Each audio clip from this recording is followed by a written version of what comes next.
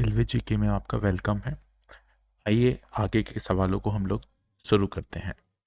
निम्नलिखित में से कौन सा उपकरण विभव कील से एक विद्युत उपकरण की रचना संरक्षित होती है? इसका सही जवाब होगा बी, सर्ज प्रोटेक्टर, जिसे हम वृद्धि संरक्षक भी कहते हैं। आइए थोड़ी सी जानकारी इसकी एकत्रित करते हैं।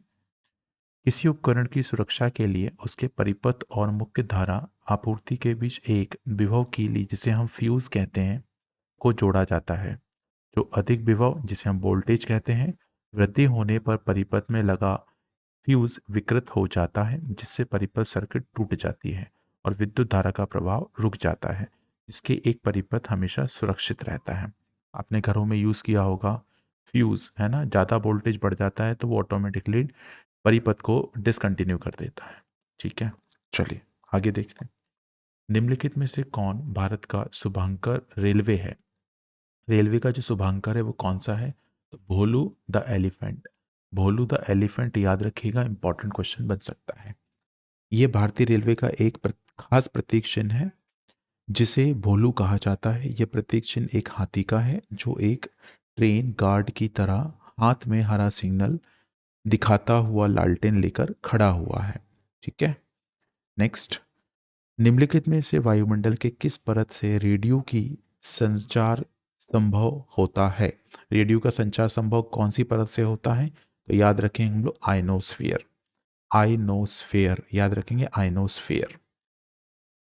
भारतीय संविधान के अनुसार उच्च न्यायालय के न्यायाधीशों का स्थानांतरण करने का अधिकार किसके पास है? तो ये the chief justice of India, Bharat का मुख्य न्यायाधीश के पास ये पावर दी गई है। आइए थोड़ी जानकारी हम राष्ट्रपति के बारे में पढ़ लेते हैं। राष्ट्र का संवैधानिक प्रधान राष्ट्रपति होता है। सैद्धांतिक रूप से कार्यपालिका संपूर्ण शक्तियां इसी में निहित होती हैं।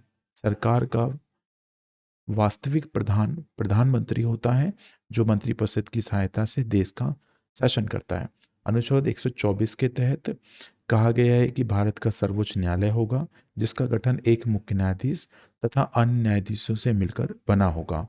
उच्च न्यायालय के न्यायाधीशों का स्थानांतरण सर्वोच्च न्यायालय के मुख्य न्यायाधीश के द्वारा किया जाता है, जिसे हम चीफ जस्टिस ऑफ इंडिया भी कहते हैं।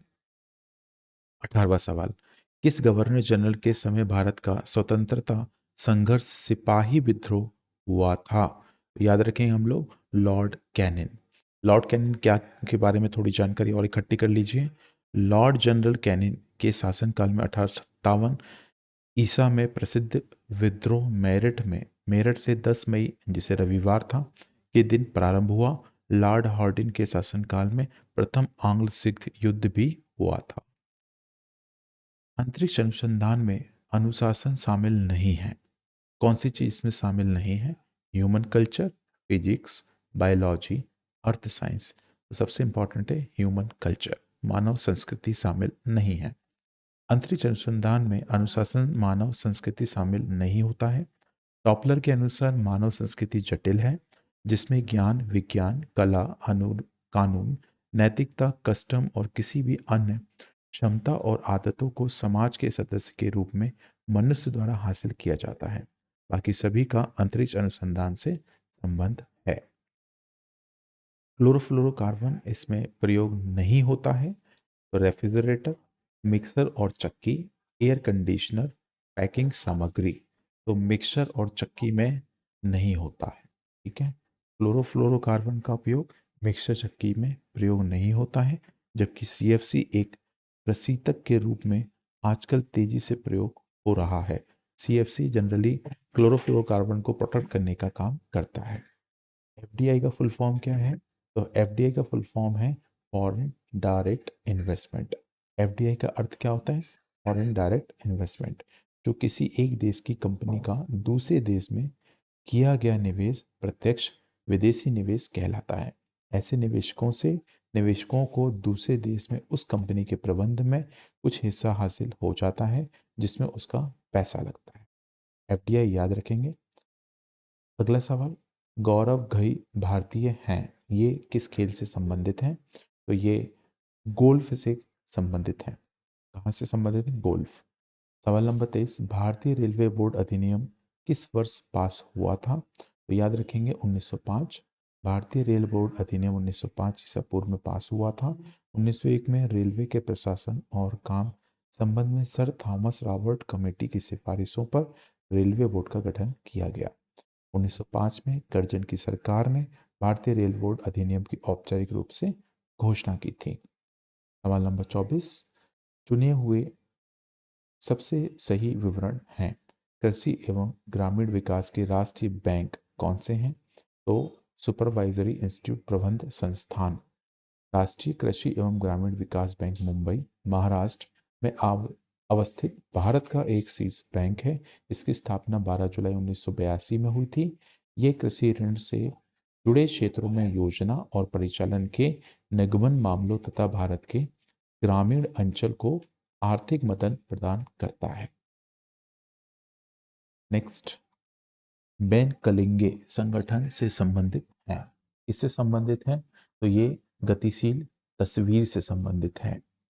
बेन कंगले एक अंग्रेजी अभिनेता हैं। वे 1998 में बनी फिल्म गांधी में मोहनदास गांधी की भूमिका के लिए जाने जाते हैं।